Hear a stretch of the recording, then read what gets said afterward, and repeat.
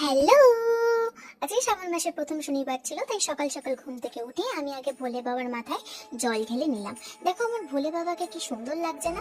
আজকে হনুমানজিরও বার ছিল, তাই জন্য হনুমান চালিসা পড়ে তুলসী তলায় জল দিয়ে আমি গেলাম রেডি হয়ে আমি গেলাম পড়াতে। আজকে বাইরে তো রোদ্দুর ছিল না, মাথাটা পুরো যন্ত্রণা করে যাচ্ছিল।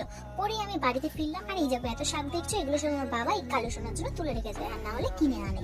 আর তারপর এই মাছদেরকে খেতে দিলাম, এই মাছ আর কালুকে খেতে দেবো আমার দায়িত্ব। তারপর উঠানের দিকে গিয়ে দেখলাম রোদে কি সুন্দর গাছগুলোকে লাগছে, আকাশটা খুব সুন্দর। এই যে যত গাছ দেখছো সব আমার মা নিজের হাতে যত্ন করে রাখে। তারপর গেলাম একটু শুটের জন্য, কোথায় শুট করা যায় দেখলাম, একটা খুব সুন্দর লোকেশন খুঁজে পেলাম। তো এই চারপাশটা খুব সুন্দর ছিল। তো দেখো, কিন্তু কি আর বলবো, চোর কাটাতে আমার পুরো স্কার্টে চোর কাটাতে ভর্তি হয়ে গেছে। তো তারপর একটু পাগলামো করে নিলাম।